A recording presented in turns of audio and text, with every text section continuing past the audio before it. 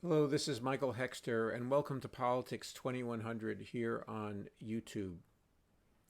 So, I am going to do a short review of both the White House Correspondents Dinner uh, main speeches, Joe Biden and Roy Wood Jr., the comedian who was roasting the politician slash Biden slash media at that event, and but also uh, outside that event was a very promising but unfortunately necessary um, climate action by Climate Defiance, a newly formed action group that has done civil disobedience, or members of it have organized civil disobedience before around climate issues, pressuring the Democratic Party, among others, to do uh, climate action, serious climate action, and block. Obviously, the main point of criticism is covering uh, truthfully, sort of in relationship to the media, covering um, Biden's backsliding on a number of promises he made, plus his attempts to, uh, present himself as a climate president, and someone who is addressing the climate emergency. Um, but anyway, so this activist group attempted to blockade the event, and they were attempting to raise the issue of climate to both the journalists and also to the political attendees there. And they had some success. They went to some after parties, and they're, unfortunately, the coverage is sparse of their activities, including at least on MSNBC. I was watching first on MSNBC, and then I turned over to CNN because CNN had continuous coverage of the proceedings. And so, anyway, so you have this contrast in basically this sort of trivial event really happening inside. Now, it's important because politics in part runs through the media and runs through, and actually important political events have happened at White House Correspondents dinners before, even though, I don't think it's a great institution at all. But in terms of let's say it's good that they're celebrating journalism. It'd be better if they were celebrating really serious journalism and the content of journalism, and all the time. It's usually obviously the dominant mainstream media organizations that have their that often lead the White House Correspondents Association, which is really an official organ of I mean, they are independent of the government, but they are part of the system that we have currently, the corporate system that is, pro-corporate politics and also economic policy and also coverage in media. But anyway, we have climate activists then attempting to insert reality into this event. But I don't want to. Unfortunately, the coverage of that has been marginal, and that unfortunately makes the reality, in terms of politics, political reality, which is in people's consciousness, that makes that unfortunately more marginal. So I will cover now, the content of the actual proceedings, or at least my view of it. And I will put links in the description box so you can, both view Biden's speech and also Roy Wood's roast of Biden and others. So anyway, the new news in this is that now, actually, let me take a step back. So, I'm critical of Biden on this channel and also in reality and other aspects of my life. I I see him as the less worse option to Trump and to the Republicans, but he is um, among Democrats, a I mean, he's in the middle of the Democratic Party, basically, or the middle of the Democratic establishment, and so he actually came away from the right fringe of that to more of the center in the last few years of that establishment, but he is a feckless person in terms of his moral commitments, in terms of his personal bravery, um, uh, when measured up against the reality of what the American people is facing and what we're doing to the climate with our once through uh, uh, fossil fuel dependent civilization, society, economy. And so, and this was the case not only for him, Obama was the same. Obama was not measured. He did not, um, you know, address the reality, the commitment to the actual reality of what American people were facing in terms of the economic crisis in which he was first elected, and then also obviously the climate crisis as well. And other things, other aspects of U.S. government operation and so forth and so on. So, which is unfortunate, because of course the alternative is a party that is a fascist party now, the GOP, that or 95% fascist, you could say, that lives in a alternate universe in terms of the reality, and is trying to actually derealize our public sphere, our consciousness, our awareness, by gaslighting, and so forth and so on, and also by engaging in trivial culture wars and so forth and so on. So the alternative is obviously worse than Biden. But anyway, the left and people and climate activists need to continually urge these politicians and the media to focus on reality, because the media also creates this bubble around the politicians. So, in any case, I am someone who is seriously looking at Marianne Williamson. Is she someone who can put together a serious challenge to Biden and create enough pressure that on the Democratic establishment, so forth and so on, that we can have debates, or that she will win enough to cause Biden to turn more to the left than he has, or he turned to the left and he turned to the right and so forth and so on. So he is someone who kind of like Trump, though not. I mean, he has a little more substance to him than Trump. He has some orienting ideas, and he takes some risks, like the withdrawal from Afghanistan. Some of his labor appointments are substantially to the left of what previous Democratic administrations have done. So anyway, enough of that. So to talk about this event last night, so Biden had good comedy writers, and he executed. I imagine, I don't know how much he may have worked together with them anyway. So he came across as so the first part of his speech was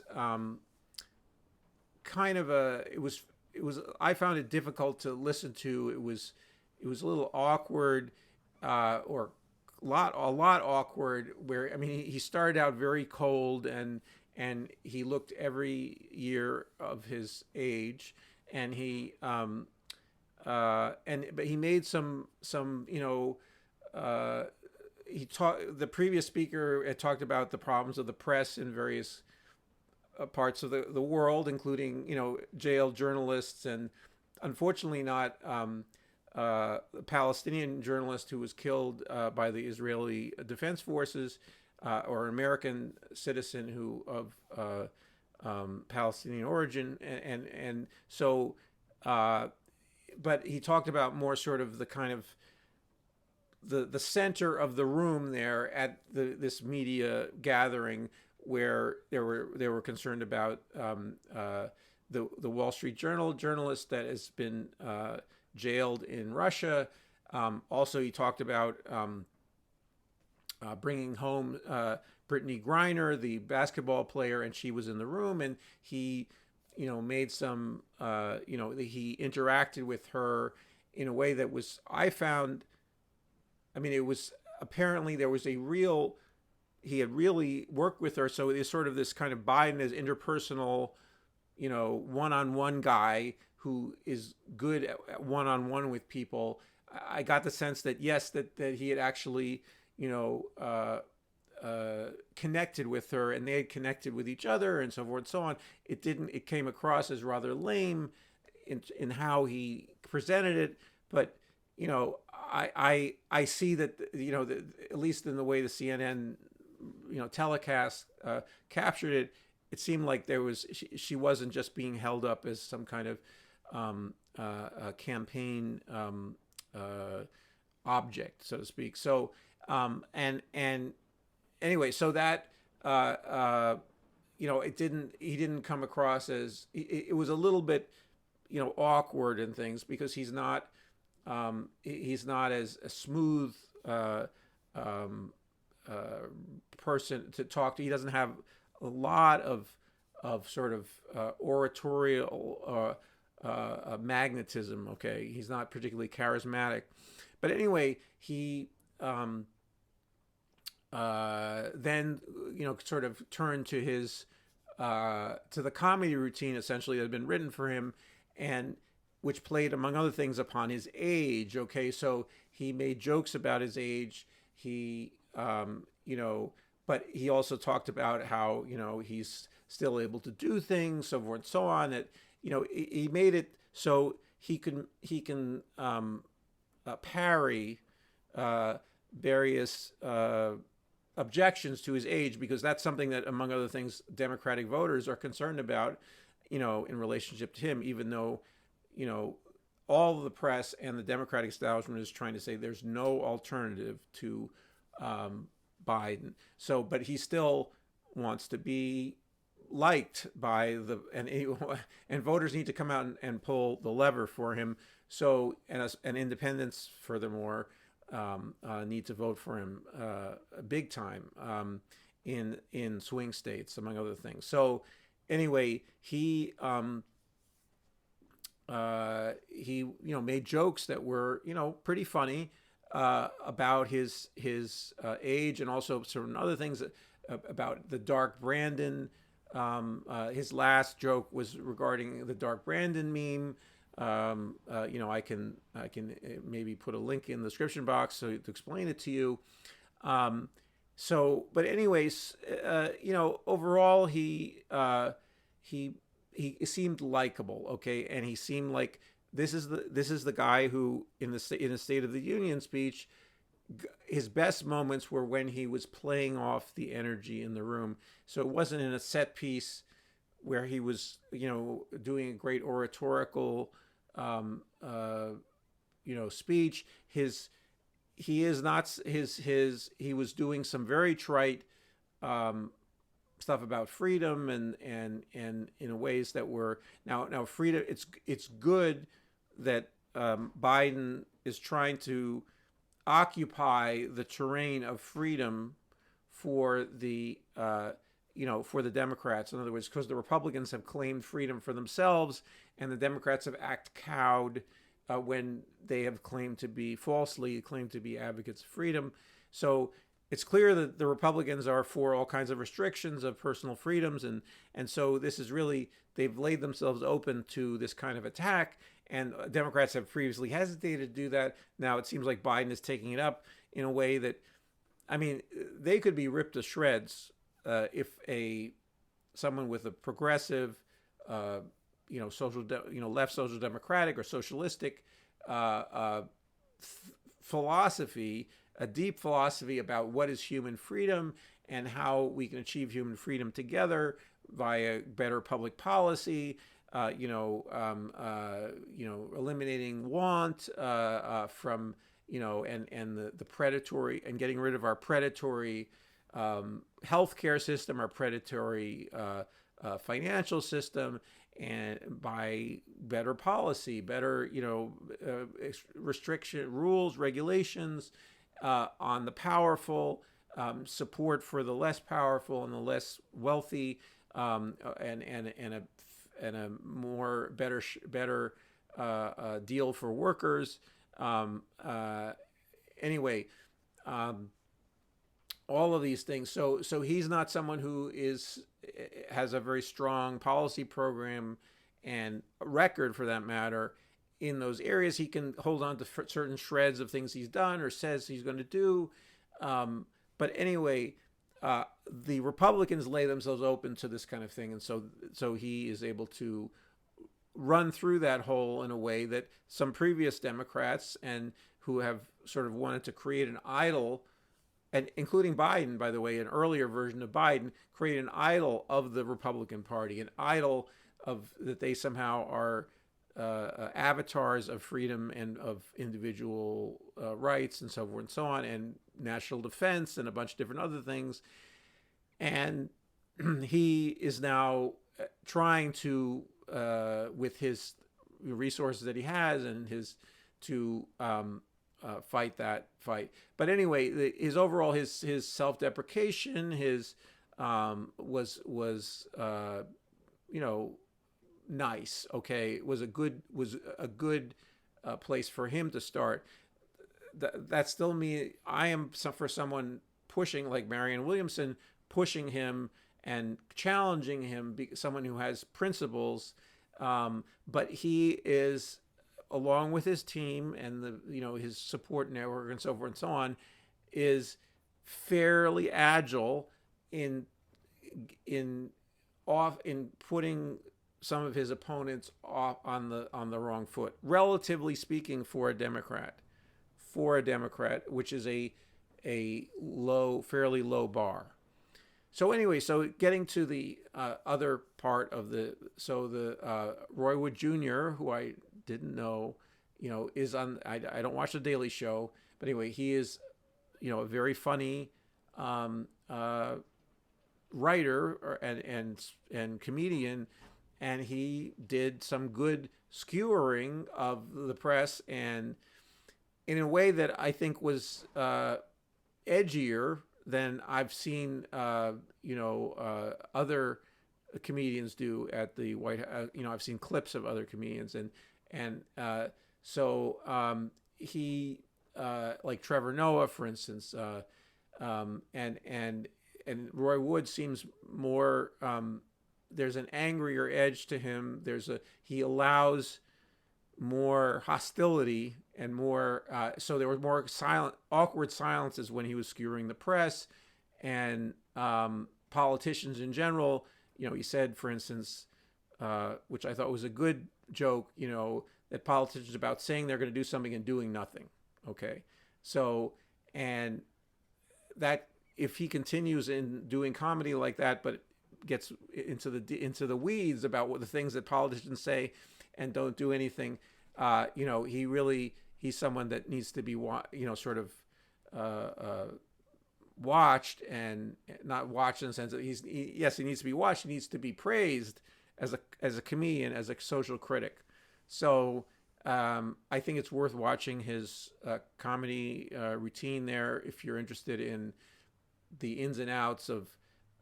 He did some sort of warm and fuzzy kind of comedy, but then also some of this edgier comedy. So it wasn't all relentlessly, the kind of awkward skewering of the elite. But there was a fair amount of it in there, and it would be good to see more of that kind of comedy from him and other people. Anyway, so just wanted to put those few pointers in there, and encourage you, if you like, to watch if you have some off time to watch these things, if you're either if you're interested in tracking the minutia of American politics, but also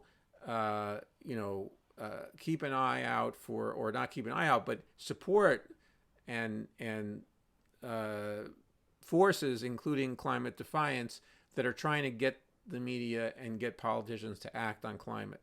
So, that's more important than amusing ourselves with this the banter that was happening at the White House Correspondents Dinner.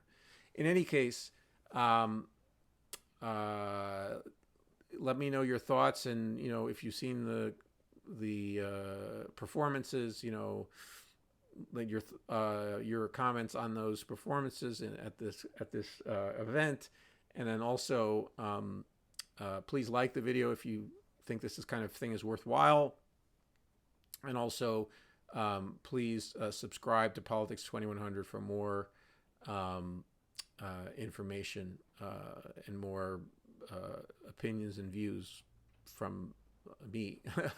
And I hope to set up also get my Zoom capabilities online to do some interviews, and I think I can trust myself to do that very soon. In any case, let's see you in the next video.